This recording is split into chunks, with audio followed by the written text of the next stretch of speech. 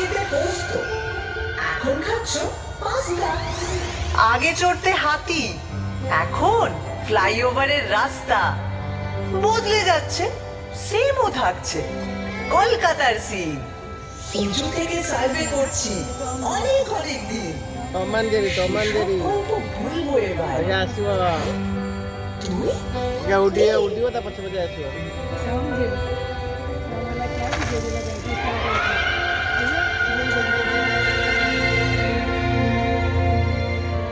আমায় নিয়ে পথ এঁকেছে, এখন হচ্ছে মিল।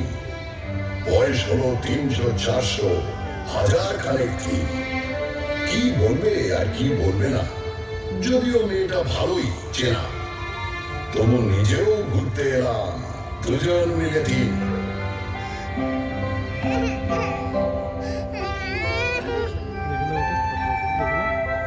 আপনারা এখন যেখানে বসে আছেন, এক সময় সেখানে এই ঘোরাফেরা করতো।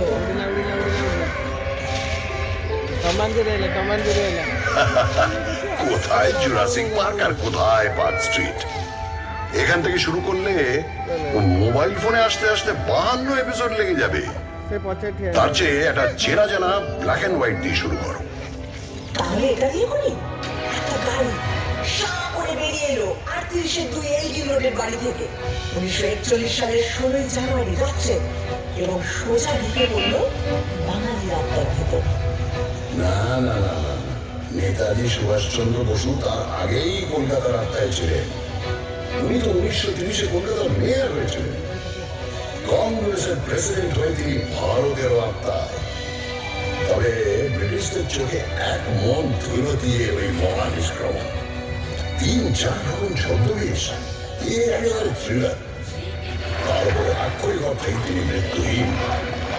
এরকম সুপার হিরো কলকাতা আর পায়নি।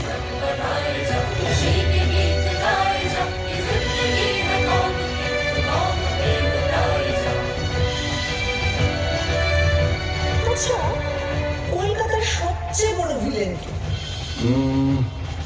আমি একজনের কথা বলবো যার কোনো নামই নেই। নামই নেই মানে? 1989 সালে 6 মাস ধরে রাত্রে রাস্তায় শুয়ে থাকা 13 জন গৃহহীন মানুষকে পাথর দিয়ে খুন করে কেউ একজন। মিডিয়া তার নাম দেয় স্টোন ম্যান। এত মর্বিড জিনিস দিয়ে ইতিহাস শুরু হবে? আমার মনে হয় সেরা ভিলেন হলেন অমিতাভ বচ্চন।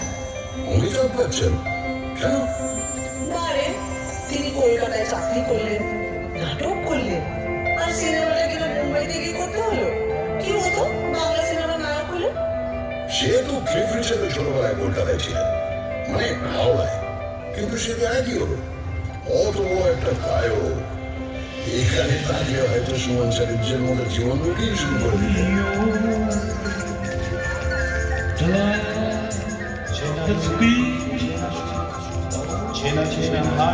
আর পেলে পেলে কলকাতায় ছিলেন না? কিংবা লিওনেল মেসি? হ্যাঁ, ফুটবল নিয়ে একেবারে করে দিলাম। 1911 সাল আইএফএ শিল্ডের ফাইনালে 2-1 গোলে মোহনবাগান হারিয়ে দিল সাহেবটি ইস্ট ইয়র্কশায়ার রেজিমেন্টকে। ভাবা যায়, পরাধীন দেশে ইংরেজ টিমকে হারাচ্ছে একটা দল যা সকলে ভারতীয়। কলকাতার ইতিহাসে জলজল করছে সেই দিনটা। ওই সালে কিন্তু ভারতের রাজধানী সরিয়ে নিয়ে যাওয়া হচ্ছে দিল্লি। তার আগে 139 বছর ধরে আমি ছিলাম রাজধানী। ব্রিটিশ ভারতের মোস্ট ইম্পর্টেন্ট শহর। আরে তাদের লজ্জার কি? এটা গর্বের ব্যাপার। কলকাতায় তখন স্বাধীনতা আন্দোলনের এমন ঝাঁজ ব্রিটিশরা সইতে পারছিল না। তাই 1905-এ ঠিক করলো বাংলাকে বিভাগ করে দেওয়া হবে।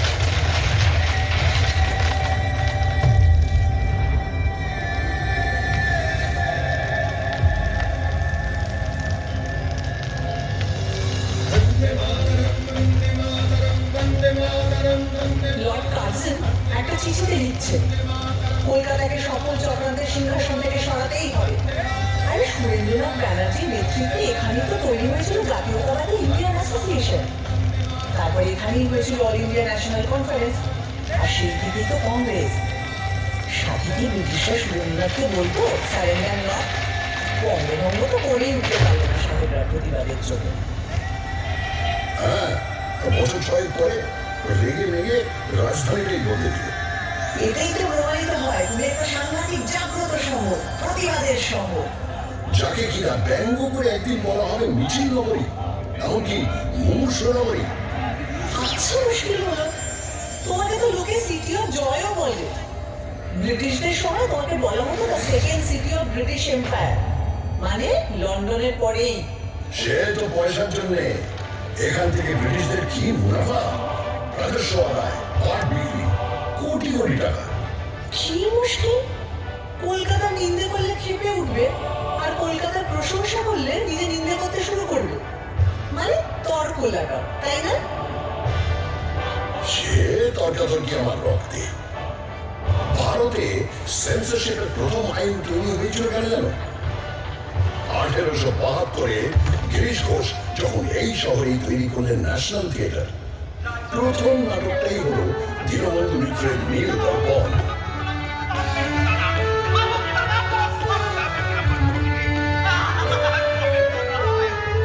বছর তিনেক বাদে যখন এই দল সারা ভারত ট্যুর করছে, লখনৌতে নাটকটা হচ্ছে। যে সিনটায় ভারতীয় রায়ত এসে অত্যাচারী নীলকর সাহেবকে মারছে, তা দেখে দর্শকের মধ্যে থাকা ব্রিটিশ সৈন্যরা স্টেজে উঠে সব লন্ডভন্ড করে দিল। 15-20 তারপরে বছর প্রিন্স অফ ওয়েলস কলকাতায় এসেছিলেন, তাঁকে অভ্যর্থনা করা নিয়ে ব্যঙ্গ নাটক। আবার অত্যাচারী পুলিশ কমিশনারকে নিয়ে স্যাটায়ার। ব্যাস, ড্রামাটিক পারফরমেন্স অ্যাক্ট, সেন্সরের খাড়া। শোনো শোনো, যার সেন্স বেশি তার পেছনে সেন্সর লাগবে। এটা ভালো করেছে। 1870-এ যখন জেমস হিকি এখান থেকে প্রকাশ করলেন ভারতের প্রথম খবরের কাগজ দ্য বেঙ্গল গেজেট, সেখানে তিনি লর্ড হেস্টিংসের স্ত্রী লেডি হেস্টিংসের কাজকর্ম নিয়োগ দিয়ে সাংঘাতিক নিন্দবন্ধ করে লেখা দিতেন। আর এখনো লিটল ম্যাগাজিনেরা সমস্ত এস্টাবলিশমেন্টকে নিয়ে সেইভাবেই সমালোচনা করে। সারাদিন প্রতিবাদ, রাগ, অথরিটিকে ব্যঙ্গ, এগুলো পেটে গজগজ করে বলে কলকাতার লোকের লিভার খারাপ। মোটেই নয়, সব লিভার খারাপ নয়। এই হাওড়া ব্রিজ, সেটা তো ক্যান্টিলিভার, 1943 থেকে দাঁড়িয়ে আছে।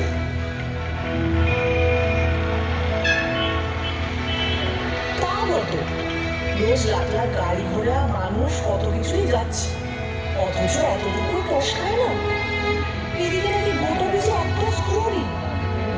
ওই জন্যই যাদের মাথা স্ক্রু ঢিলে তারা প্রায় হাওড়া ব্রিজের মাথায় চলে বসে। ওখান থেকে ভিউটা ম্যাচিং করতে পারছো? আরে বাবা, আমি পারবো না?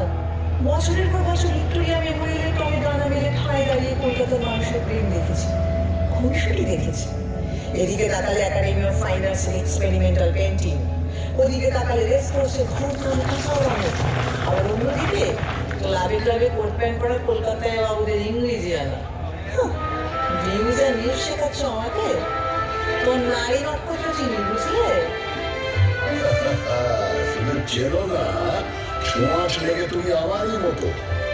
কখনো হাওয়া দিলে মাই মাই করে ঘোরো, কখনো কাঁটের ব্যথায় ঘুরতেই ঘুরে যাও। এই বাড়ি কখনো তাজমহলের টুকরি বলে দুয়ো খায়, কখনো আবার জাপানিদের বোমা খাওয়ার ভয়ে তার সারা গায়ে গোবর লেপে দিয়ে ব্ল্যাক আউট করা হয়।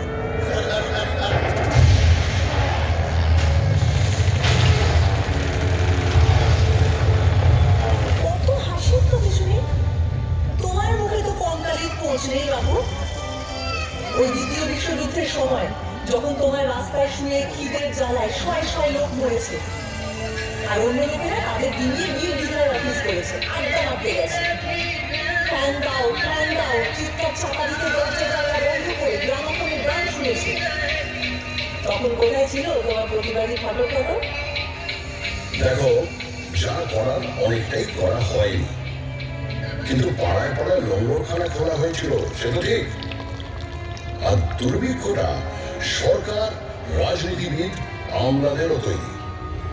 স্বয়ং উইনস্টন চার্চিল সে দায় এড়াতে পারেন না অতগুলো লোকের মৃত্যু, যাদের সম্পর্কে তিনি বলেছিলেন, এমনি না খেতে পাওয়া বাঙালিরা আরেকটু না খেতে পেরে বিরাট ক্ষতি নেই।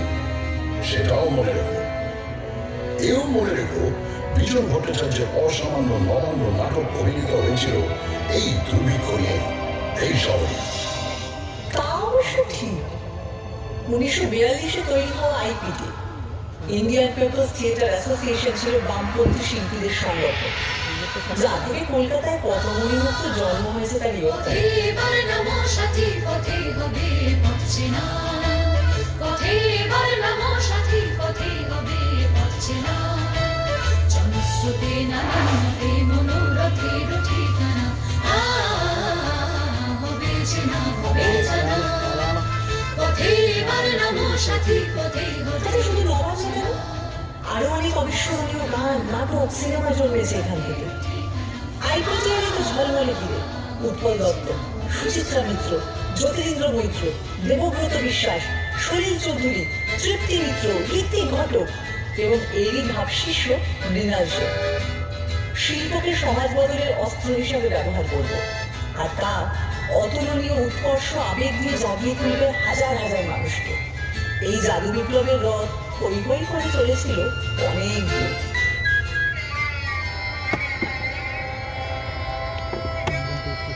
তেতাল্লিশের দুর্ভিক্ষের প্রায় 170 বছর আগে, তখনও তুমি জন্মাওনি। যখন 76-এর মন্বন্তর এসেছিল, সেও তো মানুষেরই তৈরি দুর্ভিক্ষ, ব্রিটিশদের তৈরি দুর্ভিক্ষ। তারা মানুষকে হিংস্রভাবে নিংড়ে খাজনা নিচ্ছিল, ধান জমিতে আফিম আর নীল চাষ করছিল। তখনও পড়ে পড়ে আমার মুখে মরেছে লাখ লাখ অসহায় মানুষ। কি করবো, চুপচাপ চেয়ে থেকেছি। তখন যদি একটা আইপিটিএ থাকতো।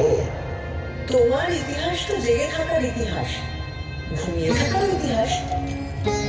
19 শতকে বাবুরা যখন কারি কারি টাকা খরচা করে বেড়ালের বিয়ে দিচ্ছিল, যখন গোলাপ জলে জল শৌচ চলছিল, তখন তুমি কেমন ছিলে বাবু? আধা ঘুমন্ত ভুলছিলে? আমার ফ্রড করে প্রাণ কৃষ্ণ কোথায় গেলি? আমার ফ্রড করে প্রাণ কৃষ্ণ কোথায় গেলি? I am sorry, very sorry, I am sorry, very sorry, আমার গোল্ডেন বডি হলো কালি। আমার ফ্রড করে, আমার ফ্রড করে। আমার দারুণ মজা লাগছিল। যে চকচকে তেল মেখে 4 ঘোড়ার গাড়ি চড়ে চান করতে যায়, তার একটা বেপরোয়া গ্ল্যামার আছে, এটা মানবে তো? আর দেখো, বাবুদের ওই বাড়াবাড়ি না থাকলে বাইজি নাচের সমজদারিও থাকতো না। তাদের টাকায় ঢালা স্কুল কলেজের পত্তনও হতো না। আর আমার সবচেয়ে আলো ভর্তি পার্বণ দুর্গা পুজোটাই হতো না। দুর্গা পুজোটাই হতো না? ওমা, কেন? আরে শোভাবাজারের বাবু নবকৃষ্ণদেব মাদ্রাসা তৈরির জন্য প্রচুর টাকা দিয়েছেন, রাস্তা তৈরি করে দিয়েছেন, সারা দেশ থেকে গায়ক বাজনরা এনে বিশাল সঙ্গীত সম্মেলন করেছেন। আবার পলাশির যুদ্ধের সময় তিনি সিরাজের বিরুদ্ধে চক্রান্তে শুধু সামিল তাই না, যুদ্ধ জয় উপলক্ষে বিরাট দুর্গাপুজো করেছিলেন। সেটাই তো দুর্গাপুজোকে একটা বড় পার্বণ হিসেবে আমাদের সমাজে প্রতিষ্ঠিত করল। এ তো ভারী গোলমেলে ব্যাপার। যে লোক বাংলাকে ইংরেজের হাতে তুলে দিল, সেই লোকই আবার দুর্গাপুজো চালু করলো। একদম। বাংলা ইংরেজদের হাতে কিন্তু যেত না, যদি